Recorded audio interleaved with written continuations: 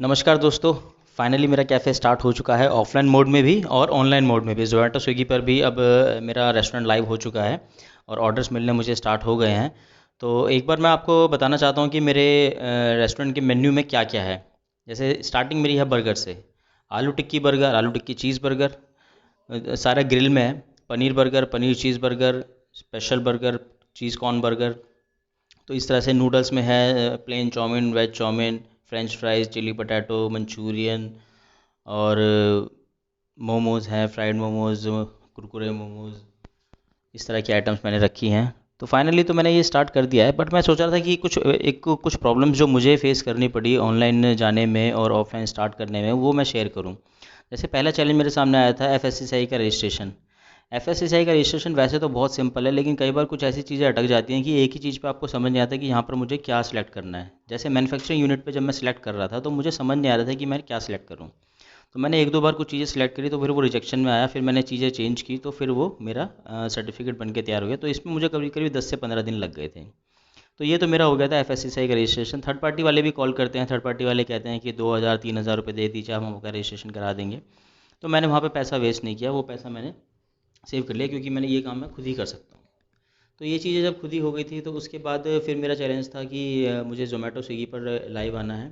Zomato Swiggy पर भी उन्होंने कुछ वेरिफिकेशंस के बाद मैंने अपने मेन्यू वगैरह उनको दिए, अपने डॉक्यूमेंटेशन कंप्लीट डॉक्यूमेंटेशन करने के बाद फिर लोकेलिटी पे वो सब चीज़ें होने के बाद फिर वो लोग उन लोगों ने रेस्टोरेंट लाइव किया था। रेस्टोरेंट लाइव करने के बाद भी मुझे प्रॉब्लम्स ये आ रही थी कि मैं उसको कब ओपन करूँ कब क्लोज़ करूँ, क्योंकि थोड़ा सा मैं ये नहीं चाहता था कि मेरा रेस्टोरेंट क्लोज़ हो और वो ऑनलाइन ऑन दिखाए तो कोई ऑर्डर करे तो उसको प्रॉब्लम हो, फिर बाद में प्रॉब्लम फेस करनी पड़े।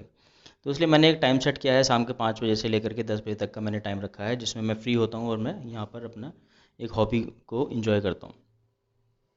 तो ये तो हो गया ऑनलाइन जाने के लिए। अब ऑनलाइन में मेन्यू हमें किन चीज़ों का ध्यान रखना है ऑनलाइन में। हमें सबसे ज़्यादा मैंने ये नोटिस किया, मैंने फेस किया कि हमें ध्यान रखना है कि कस्टमर से हम लोग जितना चार्ज कर रहे हैं हम उसके हिसाब से क्वांटिटी और क्वालिटी रखें, ना कि आफ्टर कमीशन के डिडक्शन के बाद हमें जो मिल रहा है उसके उसके आधार पर हम अपनी जो प्रोडक्ट की क्वालिटी और क्वांटिटी है उसको रखें। क्योंकि कस्टमर के पास जब जाएगा, अगर उसने 100 रुपीज़ पे किया है तो उसको 100 रुपीज़ की वर्थ का सामान चाहिए, ना कि उसको 70 रुपीज़ की वर्थ का सामान चाहिए। क्योंकि 25 to 29% तो आपका जोमेटो स्विगी ले जाएंगे, इनका डिडक्शन हो जाता है। कुछ अगर आपने ऑर्डर मिस कर दिया या ऑर्डर लेट कर दिया तो उसमें भी इनका ये कुछ पेनल्टी वगैरह काट लेते हैं।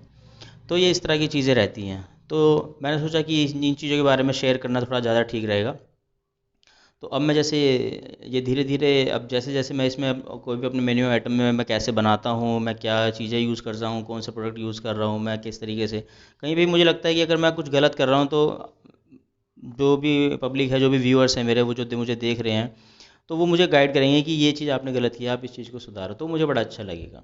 अभी मेरी कोशिश पूरी की पूरी यही है कि कस्टमर को बेस्ट से बेस्ट मैं खिलाऊं। अभी तक मैंने कस्टमर्स को burger, chow mein, momos, french fries, chilli potato, Manchurian, ये सब चीज़ें मैंने कस्टमर को टेस्ट कराई, उनको बहुत पसंद आई है। अब देखते हैं आगे ऑनलाइन में। अभी मेरे पास कुछ ही ऑर्डर आए हैं, बहुत ज़्यादा ऑर्डर्स नहीं आए हैं। अब देखते हैं ऑनलाइन में जैसे जैसे मेरे पास ऑर्डर बढ़ते बढ़ते हैं तो उसमें भी मैं यही चाहूँगा कि कस्टमर कभी भी मेरे फूड से नाराज़ ना हो। मेरी कोशिश ये रहेगी कि मैं 100% कस्टमर को क्वालिटी और क्वांटिटी के हिसाब से फुल फुल उनको हैप्पी कर सकूं। तो इस आगे जिस जिस तरह के मुझे चैलेंजेस फेस करने को मिलेंगे मैं आपसे शेयर करता रहूँगा। थैंक यू सो मच दोस्तों।